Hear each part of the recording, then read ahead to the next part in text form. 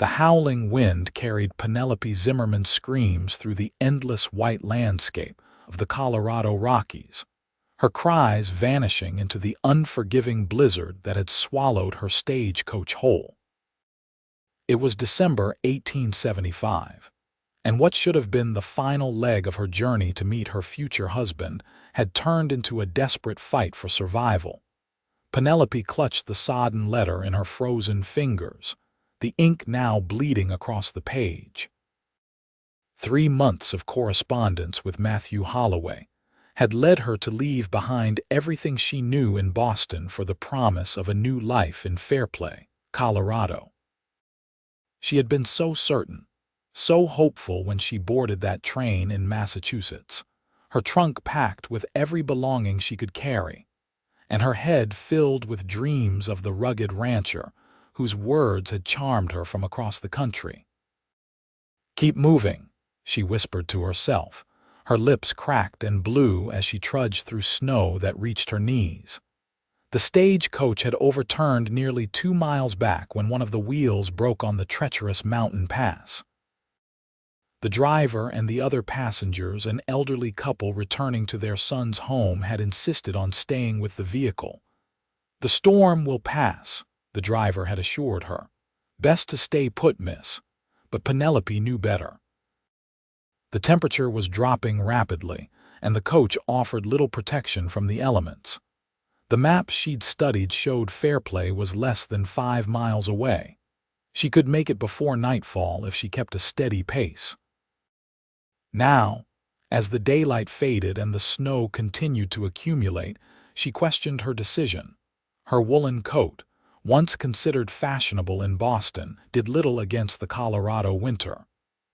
The moisture had long since penetrated the fabric, clinging to her skin like a death shroud. Each breath became more laborious as the cold air burned her lungs. Just a little further, she encouraged herself, though she had lost all sense of direction. The mountains all looked the same, blurred by the curtain of white that fell relentlessly from the darkening sky. When her legs finally gave out, Penelope collapsed into the snow. She no longer felt the cold, a dangerous sign she vaguely recalled from something she had read. A strange warmth crept through her limbs as her eyelids grew heavy. "I'm sorry, Matthew," she murmured to the faceless man who would never know what became of his mail-order bride. As consciousness began to slip away, Penelope thought she heard the muffled sound of hooves cutting through the snow. Miles Holloway had been tracking the stagecoach's progress all day from his ranch outside Fairplay. When the scheduled arrival time came and went with no sign of the coach, a familiar uneasiness settled in his gut. 5 years working this land had taught him to respect the mountains and the sudden fury they could unleash. "Damn it all," he muttered, securing his heavy buffalo hide coat and preparing his strongest horse. His ranch hand, Jeb, tried to dissuade him. "Boss, you're crazy going out in this.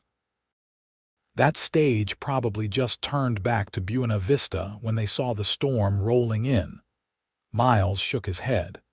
"Driver's too stubborn. He'd try to make it through." He didn't mention the real reason for his concern, that somewhere in that storm was Penelope Zimmerman, the woman whose letters had been his only companion through the lonely nights of the past winter. The woman who had agreed to marry a man she'd never met on the strength of his written promises alone. "I'll be back before midnight," Miles said, mounting his horse, a powerful buckskin named Thunder. "Keep the fire stoked." The journey was brutal. The wind sliced through him despite his heavy layers, and visibility was reduced to mere feet ahead. Thunder pushed forward valiantly, but even the sturdy horse struggled against the mounting snowdrifts. Miles was beginning to fear he'd made a grave error when he spotted something dark against the endless white. Urging Thunder forward, his heart stopped when he realized it was a human form nearly buried in the fresh powder. Dismounting in haste, he knelt beside the figure and gently turned it over. A woman's face, pale as the snow around her, but for the alarming blue tint of her lips emerged. Her eyes were closed, and for one terrible moment, Miles thought he was too late. Then he saw the faint cloud of her breath in the freezing air. "Miss," he called, patting her cheek gently. "Miss, can you hear me?" There was no response. Miles didn't hesitate. He gathered the woman into his arms, alarmed at how little she weighed and how cold she felt even through his gloves. Securing her against his chest, he mounted Thunder again and turned back toward his ranch. "Hold on," he whispered against her frost-laced hair. "Just hold on." The journey back seemed interminable. Miles constantly checked the woman's breathing, fear gripping him each time he had to search for signs of life. When his ranch finally came into view, relief surged through him. The warm glow of lanterns beckoned through the curtain of snow, a lighthouse in the storm. "Jeb," he shouted as he approached. "Jeb, I need help." The ranch hand burst through the door, eyes widening at the sight of the near-lifeless woman in Miles's arms. "Is that, I don't know." "Found her in the snow. Stage must have gotten stranded." Miles dismounted carefully, still cradling the woman. "Take care of Thunder. I need to get her warm." Inside, Miles laid the woman gently on the bearskin rug before the roaring fireplace. In the light, he could see her features more clearly delicate, with a small, straight nose and full lips now colorless from cold.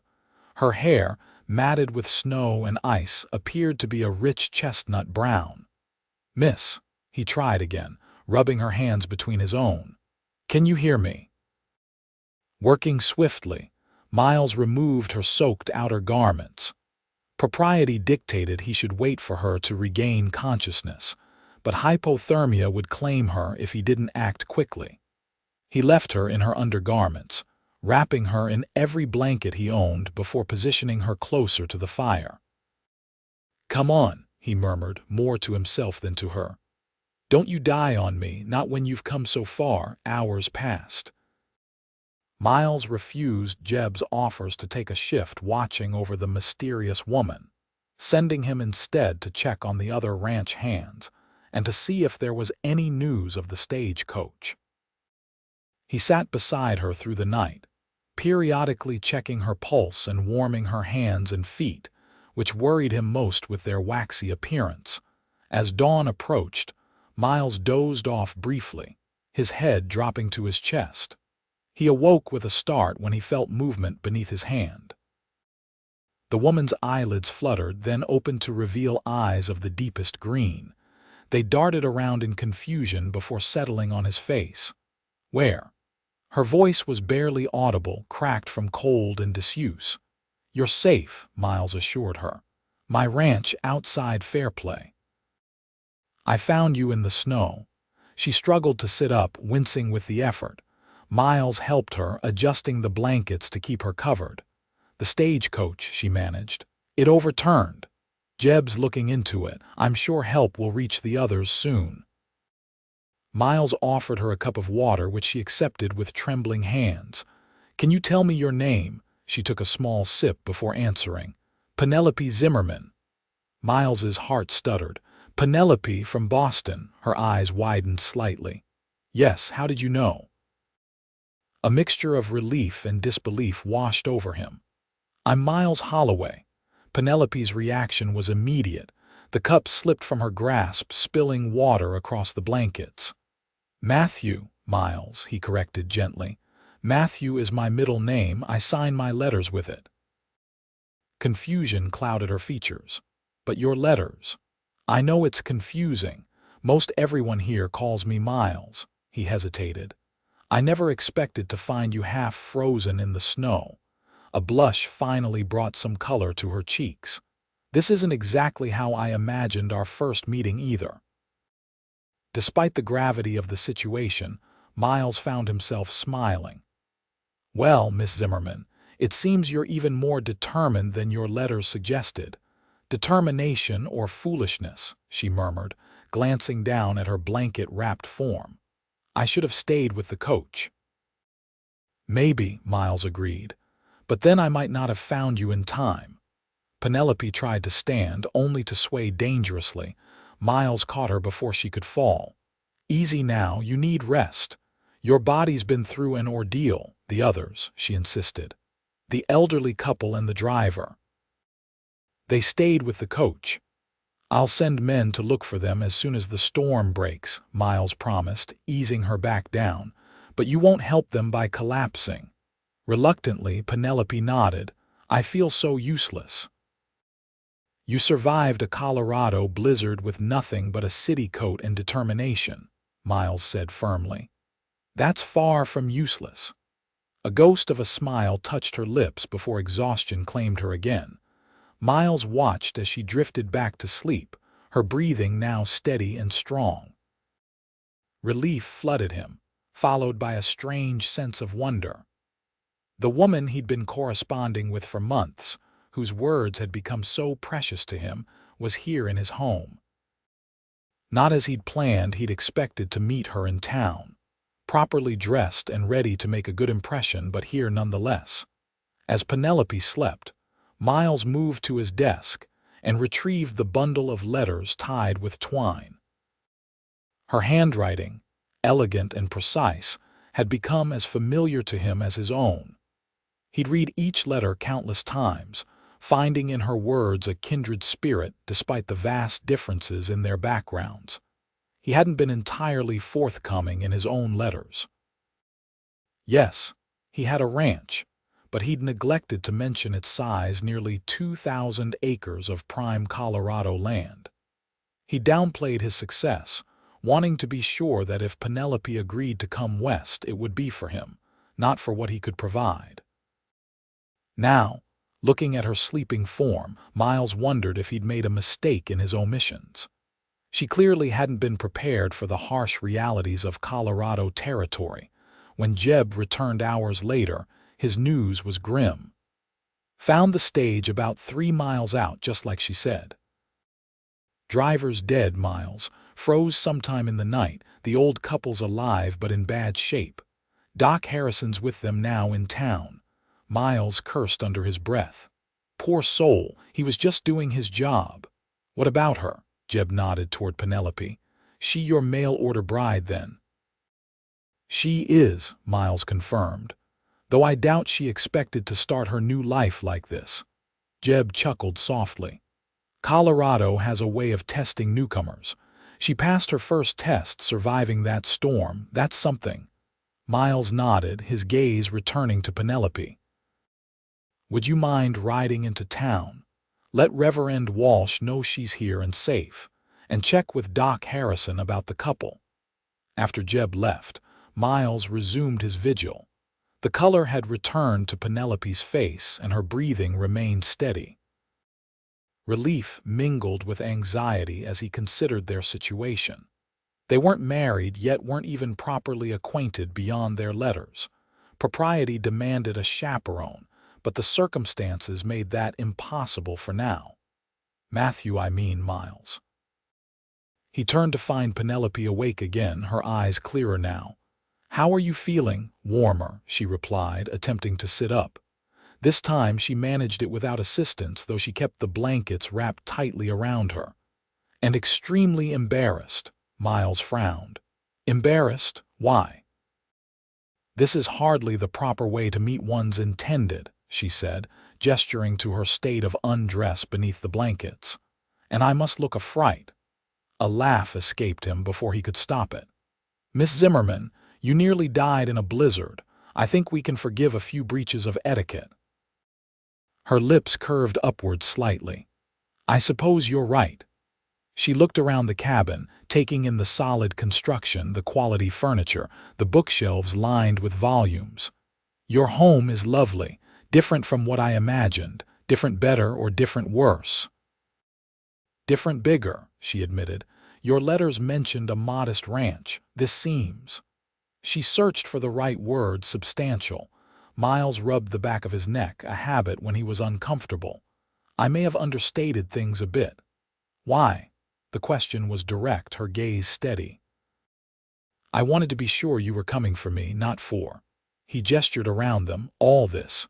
Understanding dawned in her eyes. I see. An awkward silence fell between them, broken only by the crackling of the fire. Miles cleared his throat. Are you hungry? I can make some broth. It would help warm you from the inside. That would be wonderful, thank you. As Miles busied himself at the stove, Penelope took the opportunity to examine him more thoroughly. His letters had described himself as ordinary in appearance, but that was another understatement. He stood over 6 feet tall, with broad shoulders and the lean, muscular build of a man accustomed to physical labor. His hair was dark brown, almost black, with the faintest touch of gray at the temples, despite him being only 32. And his eyes a startling blue that reminded her of the summer sky back in Boston.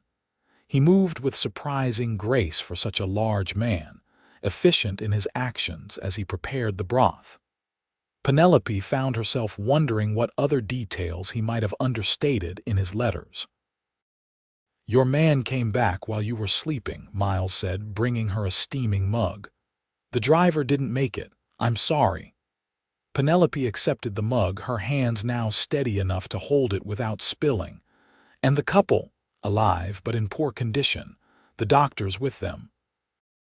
Miles sat in the chair across from her. You made the right choice leaving when you did. She sipped the broth, savoring the warmth that spread through her. I was so certain.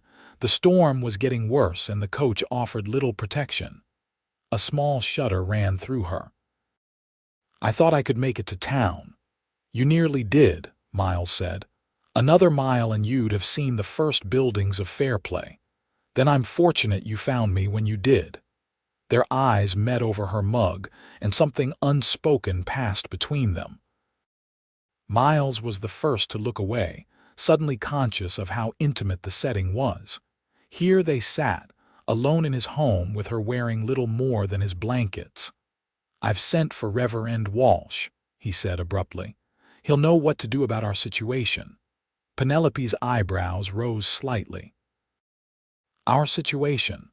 Well, we're not married yet and he gestured vaguely, here, alone with me. Understanding colored her cheeks. I see. Yes, that would be scandalous in Boston. It's scandalous in Fairplay too, Miles assured her. But given the circumstances, I think we'll be forgiven. Penelope set down her empty mug, her expression turning serious. Mr. Holloway, I came to Colorado to marry you based solely on the contents of your letters. I believe that demonstrates a certain commitment on my part. She paused. Unless seeing me in person you've changed your mind. The directness of her question startled him. Changed my mind? No, not at all. I just thought, after all you've been through, you might want some time to recover, to be sure. I nearly died yesterday, she said simply. It brings clarity to one's thoughts. I've had months to consider this decision, and nothing about our current circumstances makes me doubt it. A small, wry smile touched her lips. Though I admit, I would have preferred to meet you wearing something other than blankets. Miles couldn't help but laugh. Miss Zimmerman, you continue to surprise me. Penelope, please, she insisted. If we're to be married, you should use my given name. Penelope, he repeated, enjoying the way it felt on his tongue. Then you must call me Miles. The sound of approaching horses interrupted them. Miles rose to look out the window. It's Reverend Walsh and Doc Harrison. He turned back to her, his expression apologetic. I should warn you, news travels fast in Fairplay. They probably know everything already. Penelope tightened the blankets around herself. Could I trouble you for some clothing before they arrive? Miles struck his forehead with his palm. Of course. I should have thought. He hurried to a chest in the corner of the room, returning with a flannel shirt and a pair of trousers. They'll be far too large, but they're clean. Thank you. She accepted the clothes with dignity. Could you? Oh, yes, of course. Miles turned his back, facing the door to give her privacy. He heard the rustle of blankets and fabric as she dressed, trying very hard not to imagine the scene behind him. When she finally said, "You can turn around now," he was relieved to have a reason to banish those thoughts. The sight that greeted him, however, was unexpectedly charming. Penelope stood beside the fire, practically swimming in his clothes. The shirt hung to her knees, and she'd had to roll the trousers up several times at the ankles. She'd used one of his leather belts to cinch the waist, creating a makeshift dress of sorts. Her damp hair, now mostly dry, fell in waves past her shoulders. "You look." Miles searched for an appropriate word. "Ridiculous," she supplied, a tentative smile on her lips. "Alive," he finished honestly. "Yesterday I feared I'd find you too late. Today, you're standing in my home, wearing my clothes, and somehow making them look better than I ever did." A knock at the door prevented her from responding. Miles opened it to reveal two men, one tall and thin with a clerical collar, the other shorter with a doctor's bag. "Miles," the Reverend greeted him. "We came as soon as we could. Is this the young lady, Reverend Walsh, Dr. Harrison? May I introduce Miss Penelope Zimmerman, my intended?" Penelope inclined her head gracefully, as though she were in a Boston parlor rather than standing in oversized men's clothing after nearly freezing to death. "Gentlemen, it's a pleasure to meet you both." Dr. Harrison stepped forward immediately. "Miss Zimmerman, I understand you spent considerable time in yesterday's blizzard. I'd like to examine you if I may." "Of course, Doctor." While the doctor checked Penelope's condition, Reverend Walsh drew Miles aside. "This is quite a situation, Miles. The whole town's talking about how you rescued your mail-order bride from certain death." Miles sighed. "I'm sure they're embellishing the story already." "Oh, indeed," the Reverend confirmed with a twinkle in his eye. "By supper tonight, you'll have fought off a pack of wolves to save her." "And the reality of the situation," Miles prompted. Knowing the Reverend hadn't come merely to share gossip, Walsh's expression sobered. "The reality is you have an unmarried woman in your home, Miles. Even under these extraordinary circumstances, it raises questions of propriety." "I'm well aware. That's why I sent for you. I can perform the ceremony today, if that's what you both want," the Reverend offered. "Or I can arrange for Miss Zimmerman to stay with the Wilsons in town until she's recovered and you've had time to properly court." Miles glanced over at Penelope, who was following the doctor's instructions to take deep breaths. "It should be her decision. She's the one who's traveled across the country based on nothing but my letters." "Your letters must have been quite persuasive," Walsh observed with a smile. Before Miles could respond, Dr. Harrison approached them. "She's remarkably resilient, Miles. Some mild frostbite on her extremities that should heal without complication, and exhaustion, of course. But I see no reason for concern, provided she rests and stays warm." Relief washed over Miles. "Thank you, Doctor," Harrison nodded. The couple from the stagecoach weren't as fortunate. The gentleman lost several toes to frostbite and his wife is suffering from pneumonia. "I'm not certain she'll recover." The news sobered them all. Penelope, who had overheard, closed her eyes briefly. "I tried to convince them to come with me," she said softly. "You made the right choice for yourself," the doctor assured her. "You couldn't have carried them." Reverend Walsh cleared his throat. "Miss Zimmerman, Miles and I were just discussing your situation. There are two options before you. We can perform the wedding ceremony today, or I can arrange for you to stay in town until you've recovered and had time to properly acquaint yourselves." Penelope looked at Miles, her expression unreadable. "What is your preference, Mr. Holloway?" Miles hesitated. "I would be honored to marry you today, Penelope, but I don't want you to feel rushed because of circumstances. The choice is yours." A long moment passed as Penelope considered. Finally, she straightened her shoulders, decision made. "Reverend Walsh, I traveled nearly 2,000 miles to marry Mr. Holloway. I see no reason to delay further provided he still wishes to proceed. The Reverend smiled. Very well, Miles. Yes, he said simply, eyes never leaving Penelope's. I still wish to proceed. Excellent. Though I must say, Miss Zimmerman, most brides prefer to wear something other than their groom's clothing for the ceremony. For the first time since her ordeal began, Penelope laughed a bright, genuine sound that transformed her face. My trunk was on the stagecoach. I don't suppose it survived the accident. Actually, Dr. Harrison interjected, the men who went out this morning recovered most of the luggage. It's being held at the general store in town. Hope brightened her features. Then perhaps we could delay the ceremony until tomorrow. I would like to look my best. Miles felt a surge of affection for this remarkable woman.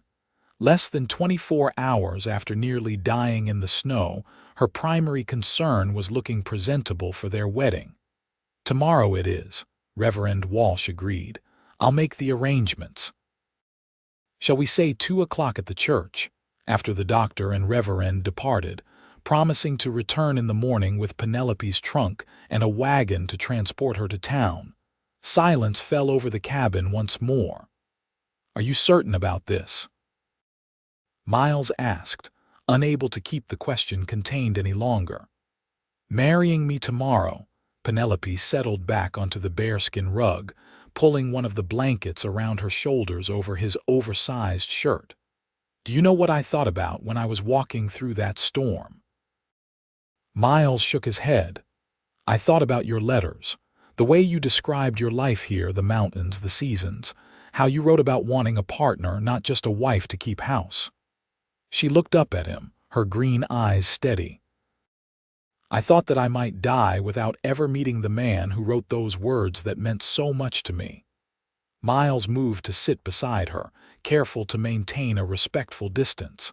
And now that you've met me, now I want to know if the man matches his words. She smiled softly. So far, he seems to. I'm not perfect, Penelope. I have flaws my letters didn't mention. As do I, she countered. But I believe in the foundation we've built through our correspondence. The rest we can discover together. Her practicality, her quiet courage in the face of uncertainty, these were qualities Miles had sensed in her letters but now saw demonstrated before him. He found himself more certain than ever that he'd chosen well. Then tomorrow, I would be honored to make you my wife. He hesitated, then added, though I feel I should warn you about one more thing. Concern flashed across her face. What is it? The entire town of Fairplay will be at that church tomorrow. Your dramatic arrival has made our wedding the most anticipated event since the Silver Strike of '72. Penelope's laughter filled the cabin once more, warming Miles more thoroughly than any fire could. The next morning dawned clear and bright, the storm having spent its fury. Fresh snow blanketed the landscape, pristine and glittering in the winter sunshine. Miles rose early, unable to sleep with anticipation of the day ahead. Penelope was still resting in his bed. He had insisted she take it, while he made do with a pallet before the fire. He moved quietly, not wanting to disturb her as he prepared a simple breakfast of oatmeal and coffee. The scent must have roused her, for he soon heard movement from the bedroom.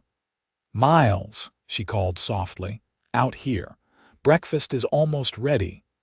She emerged wearing his shirt again, her hair loosely braided over one shoulder. The sight of her in his clothes in his home stirred something primal in Miles that he quickly suppressed. Today they would be married, but until then he would maintain the proprieties. You look rested, he observed, pouring her a cup of coffee. I feel much better, she confirmed, accepting the cup gratefully. Though I admit, I'm nervous about today. Second thoughts. Not about marrying you, she clarified. About facing the entire town after arriving in such unconventional circumstances. Miles smiled reassuringly.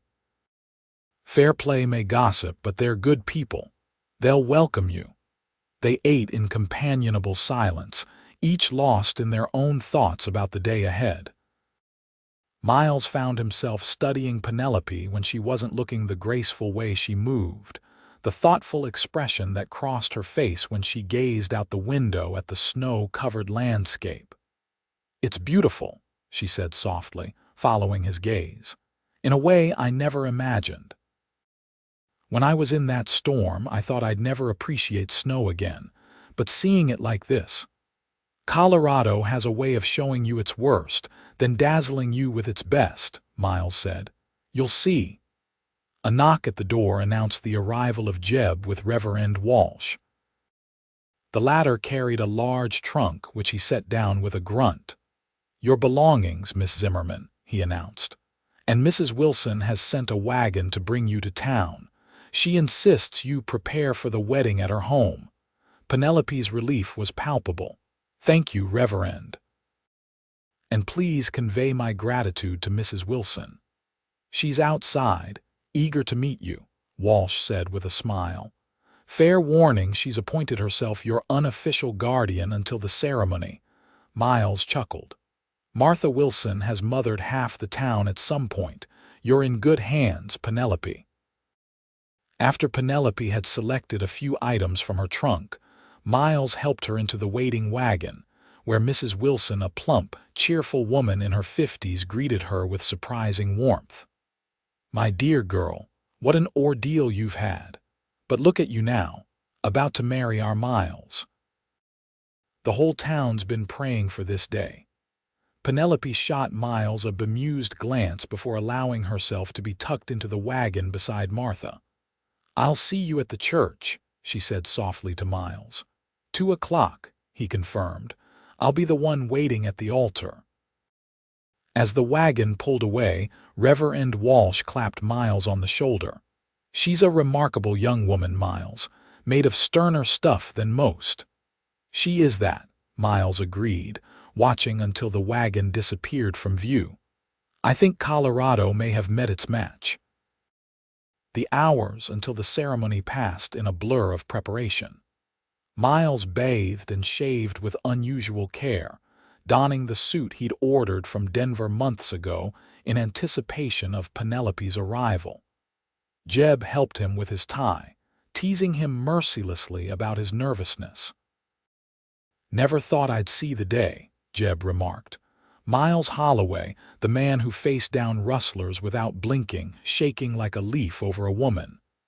"Not just any woman," Miles corrected him. "My wife." The word felt right on his tongue, even though the ceremony had yet to take place. In his mind, he'd already committed himself to Penelope through their months of correspondence. Today was merely the formal acknowledgement of what he already felt in his heart. When Miles arrived at the church, he was stunned to find it already filled to capacity. It seemed Reverend Walsh hadn't exaggerated. The entire population of Fairplay had turned out for the event.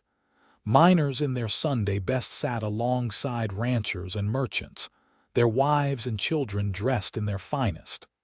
"Quite a turnout," observed Sheriff Hayes, who stood near the door. "Nothing like a good love story to bring folks together." Miles made his way to the front of the church, uncomfortably aware of the many eyes following his progress. He was accustomed to attention as one of the largest landowners in the area. He couldn't avoid it, but this was different. More personal, he took his place beside the altar where Reverend Walsh waited with an encouraging smile. "Nervous?" the Reverend asked quietly. "Terrified," Miles admitted. "What if she changes her mind?" "The woman traveled across the country and survived a blizzard to marry you," Walsh pointed out. "I think she's fairly determined." Before Miles could respond, the church door opened and a hush fell over the congregation. Mrs. Wilson entered first, taking her seat in the front pew with a satisfied smile. Then Penelope appeared in the doorway, and Miles forgot how to breathe. She wore a simple dress of deep blue silk, its modest cut highlighting rather than hiding her slender figure. Her chestnut hair was arranged in an elegant knot at the nape of her neck, with a few tendrils framing her face. But it was her expression that captivated Miles, a mixture of nervousness and determination, vulnerability and strength. As she began her walk down the aisle, their eyes met and held. The rest of the church seemed to fade away until there was only Penelope, moving steadily toward him with each step. When she reached the altar, Miles extended his hand. She placed her fingers in his, and he was struck by how small her hand felt, yet how firmly she gripped his. "You look beautiful," he whispered, unable to contain the words. A blush colored her cheeks. "Thank you." Reverend Walsh began the ceremony, his voice carrying clearly through the packed church. He spoke of commitment, partnership, and the sacred bond of marriage. But Miles heard little of it, lost in the wonder of the moment. Here stood this courageous woman who had risked everything for the promise of a life with him. How had he become so fortunate? When the time came to speak their vows, Miles's voice rang out clear and certain. Penelope's responses were equally firm, her green eyes never leaving his as she promised to love, honor, and cherish him for all her days. "By the authority vested in me," Reverend Walsh concluded, "I now pronounce you husband and wife. Miles, you may kiss your bride." For a brief moment, Miles hesitated. Their first kiss, witnessed by the entire town, it seemed an intimate thing to share so publicly. But then Penelope smiled, rising slightly on her toes, and all hesitation vanished. He bent his head, and their lips met in a gentle kiss that quickly deepened as Penelope responded with unexpected warmth. The church erupted in cheers and applause, bringing them both back to awareness of their surroundings. Miles reluctantly broke the kiss, grinning down at his new wife. "Mrs. Holloway," he murmured. "Mr. Holloway," she returned, her eyes sparkling. They turned to face the congregation, hands clasped tightly together as they made their way down the aisle. Outside the church, the entire town had gathered to wish them well. Women who'd never met Penelope embraced her, as though she were a long-lost relative. Men clapped Miles on the back, offering congratulations and good-natured ribbing about his dramatic rescue. "The Wilsons have organized a small reception at their home," Reverend Walsh informed them amid the celebration. "The whole town's contributed food and drink." "That's too generous," Penelope protested. Martha Wilson appeared at her side. "Nonsense, dear. Weddings are rare enough in Fairplay. Besides, everyone wants to meet the woman brave enough to marry Miles Holloway." Miles laughed at Penelope's confused expression. "I may have a reputation for being somewhat difficult. Stubborn as a mule is more like it," Martha corrected with a wink at Penelope. "But a good man, through and through." The reception lasted well into the evening, with seemingly every resident of Fairplay finding a reason to approach the newlyweds. Penelope handled the attention with grace, answering endless questions about Boston, her journey west, and her harrowing experience in the blizzard. "You're making quite an impression," Miles observed during a rare moment alone. "They're already half in love with you." "They're kind people," Penelope said, "though I admit I'm eager to go home." The word home sent a warm thrill through Miles. "We can leave whenever you're ready, just say the word." She glanced around at the celebration. "Perhaps a little longer, I don't want to seem ungrateful." An hour later, they made their farewells, accepting final congratulations and good wishes before climbing into the wagon Miles had brought for the journey back to the ranch. As they left the town behind, silence settled comfortably between them. "Are you cold?"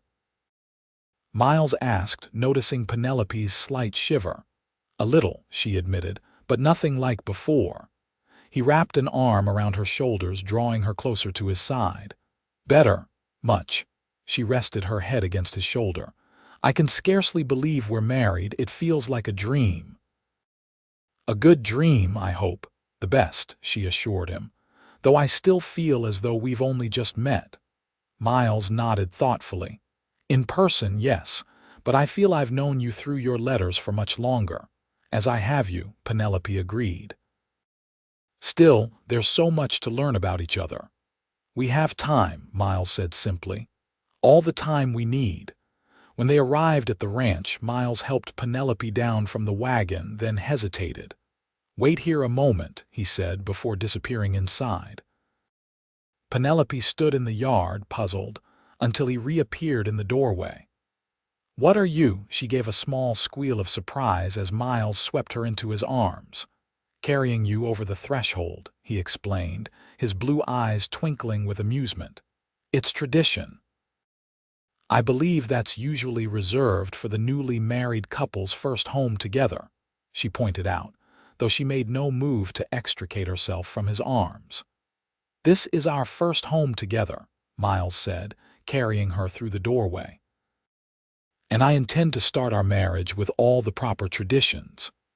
Inside, Penelope was surprised to find the cabin transformed. Fresh flowers, rare for December, adorned the table. The fire burned merrily in the hearth, and the bed was turned down with what looked like new linens. "Jeb must have snuck away during the reception to prepare this," Miles said, setting her gently on her feet. "He's more thoughtful than he lets on." Penelope moved to the table, touching the flowers with wondering fingers. "They're beautiful, but how?" "Martha Wilson grows them in a special glass room attached to her house. A conservatory, she calls it." The thoughtfulness of the gesture moved Penelope deeply. "I must thank them both." An awkward silence fell between them as the reality of their situation became impossible to ignore. They were married, alone together for the first time, with the marriage bed clearly prepared for them. Miles cleared his throat. "Would you like some tea? Or perhaps something stronger?" "Tea would be lovely," Penelope said, grateful for the temporary reprieve. As Miles busied himself with the kettle, Penelope wandered the cabin, taking in details she'd been too exhausted to notice before. The bookshelves were filled with an impressive collection, not just practical manuals on ranching and survival, but literature, history, and even poetry. "You've read all these?" she asked, running her fingers along the spines. Miles glanced over his shoulder. "Most of them. Reading helps pass the winter evenings. You never mentioned being such an avid reader in your letters." "Didn't I?" Miles brought her a cup of tea. "I suppose there are many things we'll discover about each other." "Like what?" Penelope asked, accepting the cup. "Tell me something about yourself that wasn't in your letters." Miles considered as he prepared his own tea. "I play the violin," he finally said. "Not very well, but I enjoy it." Surprise lit Penelope's features. "A rancher who plays the violin? That is unexpected. My mother insisted all her children learn an instrument. My brother chose the piano, my sister the flute. I selected the violin because it seemed the most challenging." "You have siblings?" Penelope set down her cup. "You never mentioned them." A shadow crossed Miles's face. "My brother died at Gettysburg. My sister lives in San Francisco with her husband. We write, but we haven't seen each other in years." "I'm sorry about your brother," Penelope said softly. "It was a long time ago." Miles took a sip of his tea. "Your turn. Tell me something I don't know about you." Penelope thought for a moment. "I can't swim," she admitted, which is ironic considering I grew up near the ocean. My mother had a terrible fear of water after my father drowned in a boating accident when I was very young. She never allowed me near the water. "I'll teach you," Miles offered. "There's a lake about a mile from here. In summer, it's the perfect place to learn." The simple promise that they would still be together when summer came brought a smile to Penelope's face. "I'd like that." They continued this exchange of personal revelations as they drank their tea, each disclosure bringing them a step closer to true acquaintance. Penelope learned that Miles had a scar on his back from a childhood fall, preferred sunrises to sunsets, and secretly enjoyed the penny dreadfuls that came on the stagecoach from Denver. Miles discovered that Penelope had once considered becoming a schoolteacher, could recite entire passages of Shakespeare from memory, and harbored a deep fear of thunderstorms. As the evening progressed, their conversation flowed more easily, the initial awkwardness fading as they found common ground in their shared love of books and nature. When Penelope stifled a yawn, Miles immediately noticed. "You must be exhausted," he said. "It's been quite a day." "It has," she agreed, suddenly shy again as she glanced toward the bed. Miles hesitated, then spoke carefully. "Penelope, I want you to know that I have no expectations for tonight. You've been through an ordeal and we've only just met in person. If you prefer, I can sleep before the fire again." Relief and something like disappointment mingled in her expression. "That's very considerate of you, Miles, but—" She took a deep breath. "We are married, and I don't want to begin our life together by keeping separate beds." The honesty of her words touched him deeply. "Are you certain?" "I am." She rose from her chair. "Though I may need a moment to prepare," Miles nodded, understanding her need for privacy. "Take all the time you need, I'll bank the fire." Penelope retreated to the bedroom area, partially screened from the main room by a decorative wooden partition. Miles busied himself with the fire, trying not to think about his wife changing into her night clothes just a few feet away when she finally called, "Miles." Her voice was barely audible. He approached the partition slowly. "May I come in?" "Yes." Penelope stood beside the bed in a white nightgown, her hair loose around her shoulders. The sight stole Miles's breath away. "You're beautiful," he said simply. A blush colored her cheeks. "Thank you." Miles moved to the chest of drawers, retrieving his own nightclothes.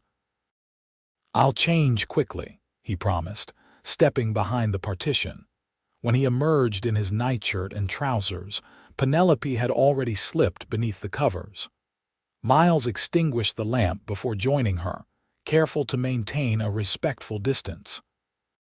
For a long moment, they lay side by side in the darkness, the only sound their breathing and the occasional crack from the dying fire. "Miles," Penelope's voice was soft in the darkness. "Yes. I'm glad it was you who found me in the snow." Miles turned his head to look at her, though he could barely make out her features in the dim light. "So am I." Tentatively, she moved closer until her head rested against his shoulder. Miles wrapped an arm around her, holding her gently. "Is this all right?" she whispered. "More than all right," he assured her. They fell asleep that way, husband and wife, strangers becoming familiar, beginning the long journey of discovery that would be their marriage. Spring came late to Fairplay in 1876. The snow lingered well into April, reluctant to release the mountains from its grip. But by May, the first wildflowers were pushing through the newly exposed earth, and the aspens were budding with fresh green leaves. For Miles and Penelope, the passage of months had transformed them from cautious newlyweds into true partners. The initial awkwardness had given way to comfortable routine, punctuated by moments of discovery and deepening affection. Penelope had taken to ranch life with unexpected enthusiasm, learning to ride, tend the kitchen garden, and even assist with the calving season. Miles found himself constantly surprised by her adaptability and determination. "You're staring again," Penelope observed one May morning as she kneaded bread dough at the kitchen table. "Do I have flour on my face?" Miles smiled from where he sat cleaning his saddle. "Just admiring my wife." A pleased blush colored her cheeks. After 5 months of marriage, his compliments still had the power to make her heart flutter. "Flattery will get you nowhere, Mr. Holloway. You still need to fix the chicken coop before sundown." "Yes, madam," he replied with mock solemnity. but I believe I was promised a reward for completing that particular chore." Penelope's blush deepened as she recalled exactly what reward she'd promised the night before. Their physical relationship had evolved slowly, with Miles never pushing beyond what she was comfortable with. When they finally consummated their marriage, 2 weeks after the wedding, it had been Penelope who initiated the intimacy, her trust in Miles complete. Since then, they had discovered a passionate compatibility that continued to deepen with each passing month. Penelope, raised with Boston's conservative views on physical relations, had been surprised by how much she enjoyed her husband's attentions and how much she enjoyed reciprocating them. "I always keep my promises," she said, her voice dropping to a more intimate tone. Miles set aside his saddle, crossing to where she stood. He wrapped his arms around her from behind, pressing a kiss to the sensitive spot below her ear. "One of the many things I love about you, Mrs. Holloway." The words still thrilled her. Miles had first spoken them 3 months into their marriage, on a snowy night as they lay tangled together before the fire. "I love you, Penelope," he'd whispered against her hair, and she had known with absolute certainty that she loved him too.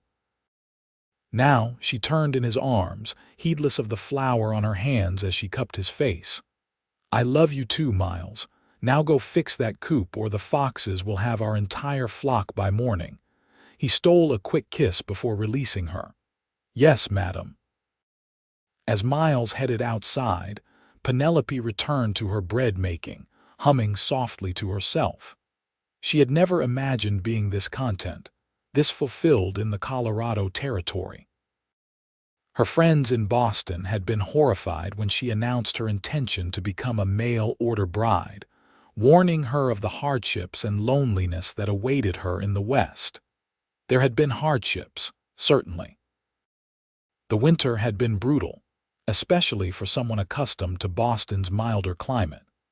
Water froze in the basin overnight. The wind found every crack in the cabin's walls, and trips to the necessary house became expeditions requiring serious consideration of bladder capacity versus frostbite risk. But there had been joys too, unexpected and profound. The breathtaking beauty of mountains silhouetted against a sunset sky. The camaraderie of Fairplay's women, who had welcomed her without reservation. The satisfaction of learning new skills riding, gardening, even basic veterinary care for the ranch animals, and Miles. Always Miles. His patience as she adjusted to ranch life. His quiet strength in the face of challenges. His unexpected tenderness in private moments. The way he listened when she spoke, truly listened, as though her thoughts and feelings mattered deeply to him. Penelope was still smiling at these reflections when a knock at the door interrupted her thoughts. Wiping her hands on her apron, she crossed the room to answer it. Martha Wilson stood on the threshold, basket in hand. "Good morning, dear. I've brought those seedlings I promised, tomatoes and peppers for your garden." "Martha, you're an angel," Penelope exclaimed, ushering the older woman inside. "Come in, I've just put coffee on." Their friendship had blossomed in the months since Penelope's arrival. Martha, childless herself, had adopted Penelope as a surrogate daughter, offering advice, companionship, and the occasional gentle correction when Penelope's Eastern sensibilities proved impractical for Colorado life. "The garden bed is nearly ready," Penelope said as she poured coffee for them both. "Miles turned the soil last week and I've been working in the compost since then." "Good, good. These seedlings need rich soil." Martha accepted the coffee with a nod of thanks. "And how are you feeling, my dear?" "Any morning sickness yet?" The question caught Penelope off guard. "Morning? Martha, what are you talking about?" The older woman's eyebrows rose. "You don't know, oh my." "Well, I shouldn't have assumed, but you've had that glow about you lately, and you mentioned feeling tired at church last Sunday." Penelope sank into a chair, her mind racing. I haven't been keeping track of my monthly courses, with everything happening on the ranch. She did a quick mental calculation and realized with a start that she was indeed late. Very late. Now, don't look so frightened, Martha said, patting her hand. Babies are blessings, especially in a happy marriage like yours. I'm not frightened, Penelope said, surprising herself with the truth of it. Just surprised. A slow smile spread across her face. A baby, Miles's baby. He'll be over the moon, Martha predicted. That man was born to be a father. As if summoned by their discussion, Miles appeared in the doorway, tools in hand. The coop is secure, wife. No fox will breach those defenses. He noticed Martha and tipped his hat. Mrs. Wilson, always a pleasure. Miles, Martha greeted him with a knowing smile. I was just leaving these seedlings for Penelope's garden. I'll be on my way now. You two probably have things to discuss. She rose, gathering her empty basket. Come by the house next week, Penelope. I have some patterns that might interest you.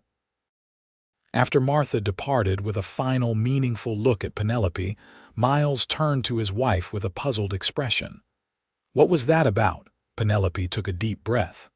Miles, sit down. I need to tell you something. Alarm crossed his features as he took the seat Martha had vacated. What's wrong? Are you unwell? No, nothing like that. Penelope reached for his hand. Miles, I think. That is, Martha believes. I may be with child. For a long moment, Miles stared at her in shock. Then, to Penelope's surprise, his eyes filled with tears. A baby. He whispered, his voice thick with emotion. Our baby, Penelope nodded, her own eyes growing moist at his reaction.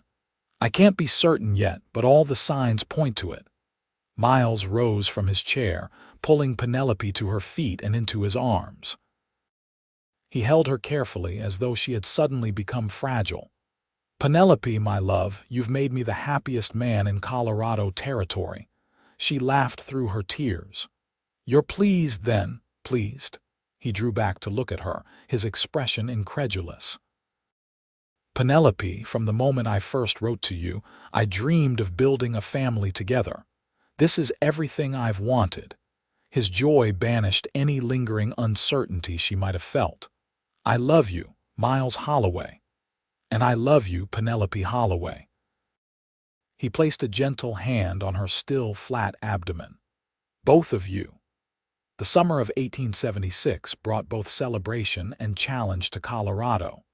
In June, news reached Fairplay that Colorado would soon achieve statehood, fulfilling a dream long held by the territory's residents. The town erupted in patriotic festivities, planning a grand celebration for August 1st, when Colorado would officially become the 38th state. For Penelope, summer brought the undeniable confirmation of her pregnancy, along with the mixed blessing of morning sickness that seemed to ignore the time of day. Miles hovered anxiously, insisting she rest more and delegate household tasks to the young girl from town he'd hired to help. I'm pregnant, not invalid, Penelope protested one July afternoon as Miles tried to dissuade her from working in her flourishing garden. Dr. Harrison said moderate activity is beneficial. He also said you should avoid overexertion, Miles countered, taking the watering can from her hands. It's 90 degrees today, Penelope. At least wait until evening. She sighed, conceding the point. You're right. It is rather warm. She placed a hand on her slightly rounded abdomen, a gesture that had become habitual. Your father is overprotective, she informed her unborn child. You'd better get used to it. Miles smiled, setting down the watering can to place his hand beside hers. I prefer attentive, he corrected. And our child will appreciate having a father who ensures their mother's well-being. The tender moment was interrupted by the sound of approaching horses. Miles straightened, shading his eyes against the sun as he looked toward the road. "We're not expecting visitors, are we?" "Not that I recall," Penelope said, moving to stand beside him. 3 riders approached the ranch house, 2 men and a woman. As they drew closer, Miles stiffened beside her. "Miles, do you know them?" "The woman," he said, his voice strangely tight. "It's my sister, Patricia." Penelope's eyes widened in surprise. "Your sister, from San Francisco?" Miles nodded, his expression unreadable as the riders reached the yard and dismounted. The woman, tall and elegant despite her travel-worn appearance, approached with a tentative smile. "Hello, Miles," she said. "It's been a long time." 7 years, Miles confirmed. His tone wasn't cold exactly, but neither was it welcoming. "What brings you to Fairplay, Patricia?" The woman's smile faltered slightly. "Can a sister not visit her brother without an interrogation?" She turned her attention to Penelope. "And this must be your wife." "We received your letter about the wedding." Belatedly, Miles remembered his manners. "Forgive me. Patricia, this is my wife, Penelope. Penelope, my sister Patricia Holloway Morris, and—" He looked inquiringly at the 2 men. "My husband, George Morris." Patricia indicated the older of the 2 men, a distinguished-looking gentleman with silver at his temples. "And our son, William." The younger man, perhaps 18, tipped his hat politely. "It's a pleasure to meet you all," Penelope said, though she was acutely conscious of the tension radiating from her husband. "Please, come inside. You must be exhausted from your journey." Once inside the cabin, which suddenly seemed much smaller with 5 adults occupying it, Penelope busied herself preparing refreshments while observing the reunion between the siblings. There was an unmistakable family resemblance. Patricia had the same blue eyes as Miles, though her hair was lighter, more auburn than brown. "San Francisco agrees with you," Miles commented, his tone slightly more relaxed. "You look well." "As do you," Patricia replied. "Marriage clearly suits you." A small smile finally touched Miles's lips. "It does, very much so." Penelope set a tray of lemonade and freshly baked cookies on the table. "Please help yourselves. I imagine the journey from Fairplay was dusty." "Fairplay?" Miles's brow furrowed. "You didn't come directly from San Francisco." Patricia exchanged a glance with her husband before answering.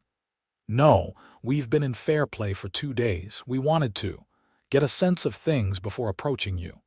Miles's expression hardened again.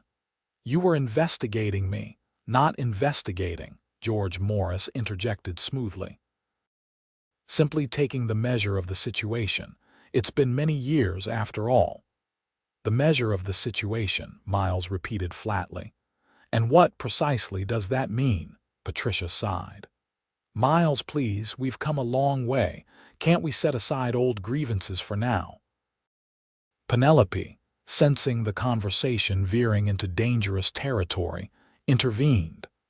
"How long do you plan to stay in Colorado? We're celebrating statehood on August 1st. It's quite an exciting time to visit." "We haven't decided yet," Patricia said, clearly grateful for the change of subject. "It depends on several factors, including whether my stubborn brother can let go of the past," William muttered, earning a sharp look from both his parents. "William," George warned, "remember what we discussed." The young man subsided, though his expression remained mutinous. An uncomfortable silence fell over the room. Penelope, at a loss for how to proceed, looked to Miles for guidance. His face was a mask of controlled emotion, but she could read the conflict in his eyes. "Perhaps we should continue this discussion later," Miles finally said. "You must be tired from your journey. We can prepare the guest room for you." "Actually," Patricia said, "we've taken rooms at the Silver Dollar Hotel in town. We didn't want to impose." "Or perhaps you weren't sure of your welcome," Miles suggested, a hint of bitterness in his tone. "Miles," Penelope murmured, touching his arm gently. He exhaled slowly. "Forgive me, that was uncalled for." Patricia stood, smoothing her travel skirt. We should return to town. Perhaps you and Penelope would join us for dinner at the hotel restaurant this evening. We could speak more. Calmly. Miles hesitated, then nodded. 7 o'clock. That would be perfect. Patricia moved toward the door, her husband and son following. Thank you for the refreshments, Penelope. It truly is a pleasure to meet you. After they departed, Penelope turned to Miles, who stood rigid, staring after the departing riders. Miles, what was that about? You never mentioned any old grievances with your sister. Miles sighed heavily, the tension draining from his shoulders to be replaced by weariness. It's a long story, Penelope. I have time, she said, taking his hand and leading him to the sofa. Tell me. He sat beside her, running a hand through his hair. After our brother died at Gettysburg, our mother fell into a deep melancholy. She never really recovered. When she passed 2 years later, Patricia and I were left to manage the family affairs. Our father had died years before. Penelope squeezed his hand encouragingly when he paused. There was an inheritance not substantial, but enough to give us both a start in life. I wanted to come west, establish a ranch. Patricia had met George by then and was planning their wedding. We disagreed about the division of the estate. Miles's jaw tightened at the memory. Things were said that perhaps shouldn't have been. Pride got in the way. I left for Colorado without resolving matters. And you haven't seen her since. We exchanged letters occasionally.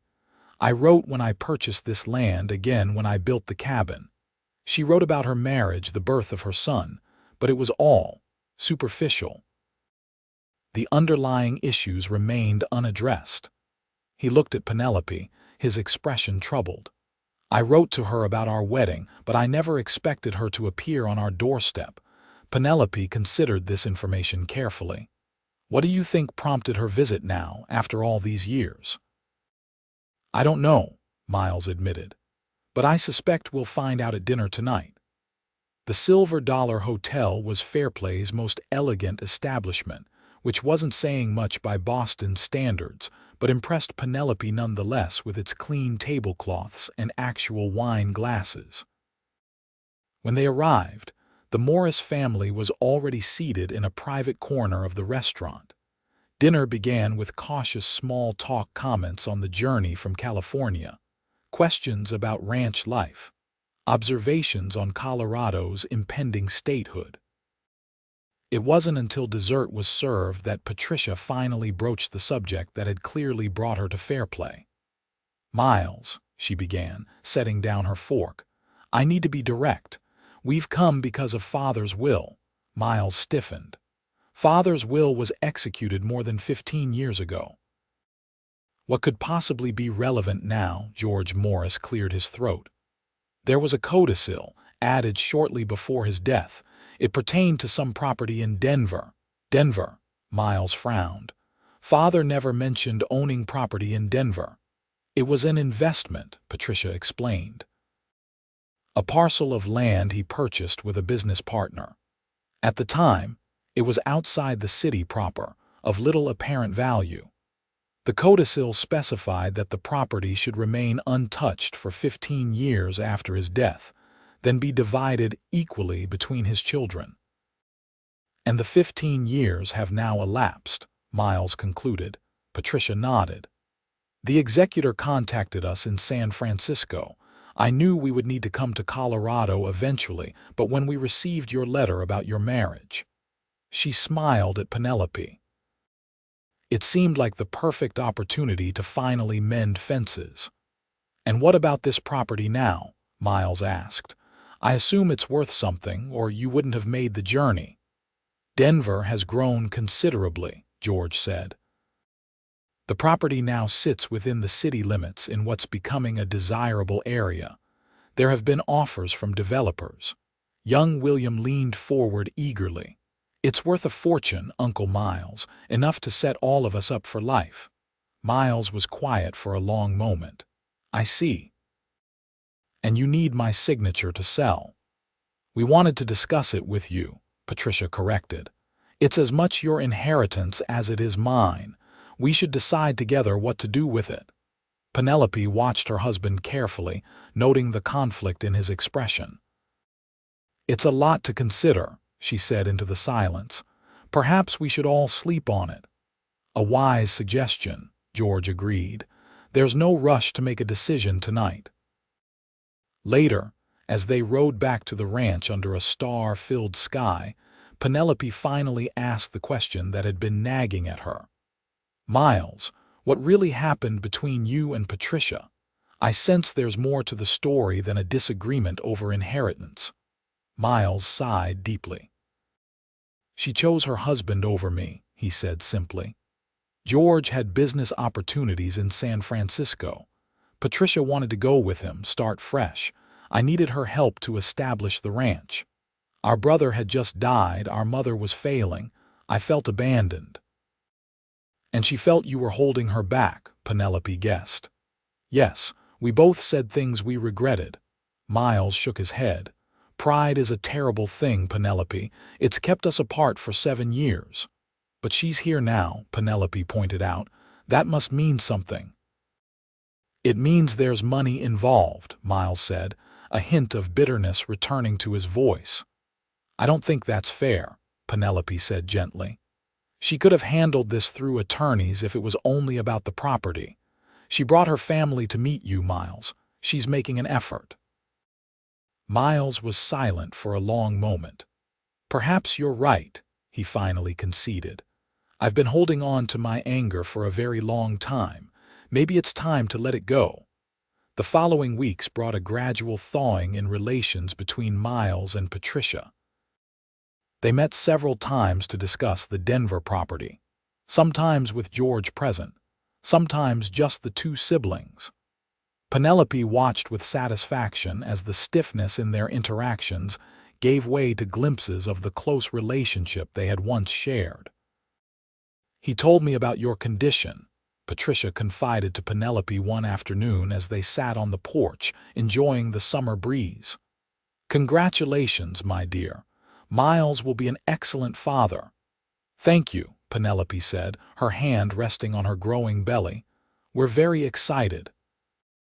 "I remember those days," Patricia said wistfully. "Waiting, wondering what your child will be like. It's a magical time." "And terrifying," Penelope admitted. "I worry about everything. The winter, the isolation, what if there are complications?" Patricia squeezed her hand. "That's natural." "But you're strong, Penelope, and you have Miles. He won't let anything happen to you or the baby." "I know." Penelope hesitated, then ventured. "Have you and Miles made any progress regarding the property?" "Some," Patricia said.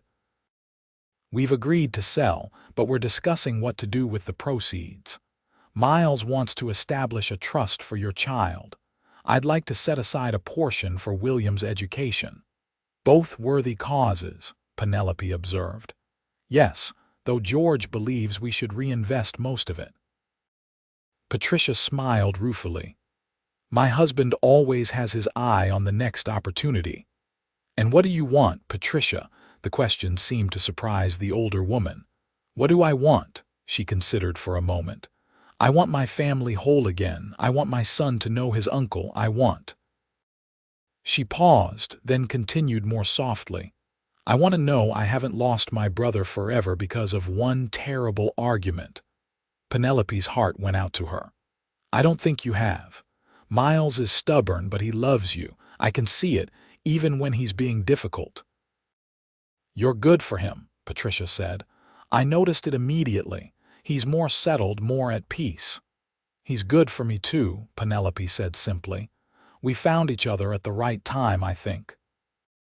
Their conversation was interrupted by the approach of Miles and William, returning from a tour of the ranch.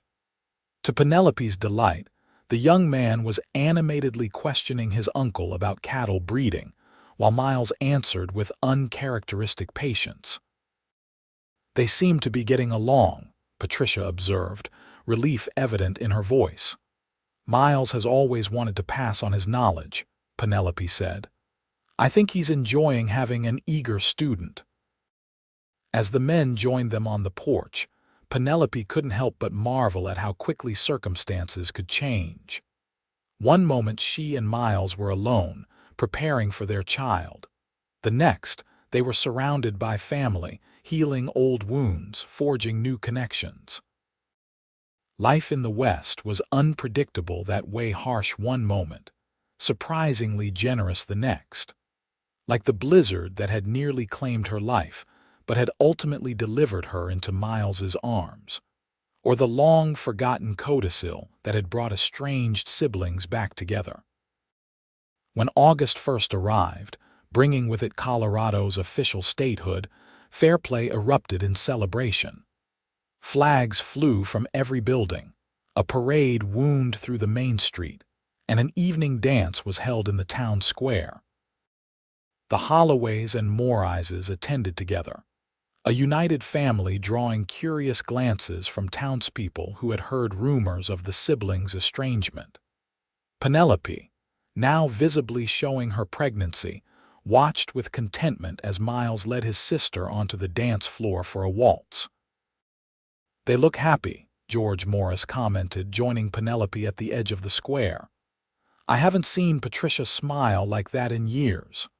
"Miles, too," Penelope agreed. "Thank you for bringing her here, Mr. Morris." "George, please," he smiled wryly. And while the property provided a convenient excuse, I believe Patricia would have found her way back to Miles eventually. She's missed him terribly. As he has missed her, though he wouldn't admit it. Penelope watched as the siblings laughed at some shared joke. Family is precious, especially out here where life can be so uncertain. Indeed. George glanced at her rounded abdomen. "And soon your family will grow by one more, a new citizen of the state of Colorado." "The newest Holloway," Penelope agreed proudly. That night as they lay in bed, Miles held Penelope close, his hand resting protectively over their unborn child. "Thank you," he murmured against her hair. "For what?" "For helping me see past my pride, for giving me back my sister." His voice was thick with emotion. "For this child." "For everything, Penelope." She turned in his arms to face him, tracing his beloved features with her fingertips. "We've both been given second chances, Miles. You found me in the snow, gave me a home, a family. I helped you reconcile with your sister. That's what marriage should be, helping each other become better versions of ourselves." "I love you," Miles said simply, "more than I ever thought possible." "And I love you," Penelope replied, sealing the words with a kiss. "My rescuer, my husband, the father of my child." Outside, the celebrations continued as Colorado welcomed its first night as a state. Inside, a family that had begun with a desperate rescue in a snowstorm celebrated its own bright future, secure in the knowledge that they had found in each other something worth braving any storm for, a love as vast and enduring as the Colorado sky. On a crisp December morning in 1876, exactly 1 year after Miles had found Penelope half frozen in the snow, their son was born. They named him Alexander Matthew Holloway, honoring both Miles's middle name and his fallen brother. "He has your eyes," Penelope whispered, cradling the newborn as Miles sat beside her on their bed. The birth had been long but uncomplicated, with Martha Wilson serving as midwife and Patricia, who had extended her family's stay in Colorado, assisting. "And your determination," Miles replied, gently stroking the baby's downy head. "Did you hear him announcing his arrival, lungs like a mountain lion?" Penelope laughed softly. "He knows what he wants, a true Holloway." The door opened quietly as Patricia entered, carrying a tray with tea and toast. "How are our new parents doing?" she asked, setting the tray on the bedside table. "Tired but happy," Penelope replied. "Would you like to hold your nephew again?" Patricia's face lit up as she carefully took Alexander into her arms. "Hello, little one," she cooed. "Aren't you the handsomest boy in all of Colorado? The past months had cemented the renewed bond between the siblings. After much discussion, Miles and Patricia had sold the Denver property, using the proceeds to secure both families' futures. Miles had expanded the ranch, building a larger home to accommodate his growing family. Patricia and George had purchased a small property in San Francisco but planned regular visits to Colorado. William is already planning Alexander's first fishing expedition, Patricia informed them with a smile. Never mind that it will be years before the child can hold a rod. Uncle William is enthusiastic, Miles said, the title still new and slightly strange on his tongue. Alexander is fortunate to have family who care so much. As Patricia returned the baby to Penelope's arms, Miles was struck by how complete his life had become. From the lonely rancher who had penned desperate letters to a Boston stranger, to this moment surrounded by family, watching his wife cradle their newborn son, the transformation seemed miraculous. Yet it had begun with a simple act of courage. Penelope's decision to leave everything familiar behind. His decision to ride out into a blizzard, two choices that had altered the course of their lives forever. "What are you thinking?" Penelope asked, noting his contemplative expression. "I'm thinking about how close we came to never having this," Miles admitted. "If you had stayed with the stagecoach, or if you hadn't come looking." Miles leaned forward to kiss her forehead, then their son's. "Thank God for your stubbornness and my concern." "I believe that's called Providence," Patricia commented, smiling at the little family. "Some things are simply meant to be." Later, after Patricia had gone to inform the others waiting anxiously in the main room of the new house, Miles and Penelope had a moment alone with their son. "Happy anniversary," Miles said softly. "1 year ago today, I found a half-frozen Boston lady in the snow. Best thing I ever did. Better than building this beautiful house. Better than reconciling with your sister. Better than expanding the most prosperous ranch in Park County," Penelope teased. "Better than all of it combined," Miles confirmed, "because none of it would mean anything without you." Alexander stirred in Penelope's arms, his tiny hand closing reflexively around Miles's finger when he offered it. The simple gesture, his son's instinctive trust, filled Miles with a fierce protective love he had never experienced before. "I've been thinking," Penelope said, watching the interaction with a tender smile. "About the story we'll tell him when he's older, about how we met." "It's quite a tale," Miles agreed. "Not many children can say their existence began with a blizzard and a rescue." "I want him to understand what it taught us," Penelope continued. "That sometimes the worst moments can lead to the greatest blessings. That courage isn't about not being afraid, but about moving forward despite the fear. And that love is worth risking everything for," Miles added. "Even frostbite." Penelope laughed, the sound waking Alexander, who blinked up at his parents with unfocused blue eyes. "Welcome to the world, little one," she whispered. "You have quite a legacy to live up to." "He'll forge his own path," Miles said confidently. With the stubborn determination of his mother and the, what was it you called it, overprotective attention of his father. "A formidable combination," Penelope agreed. "Colorado won't know what hit it."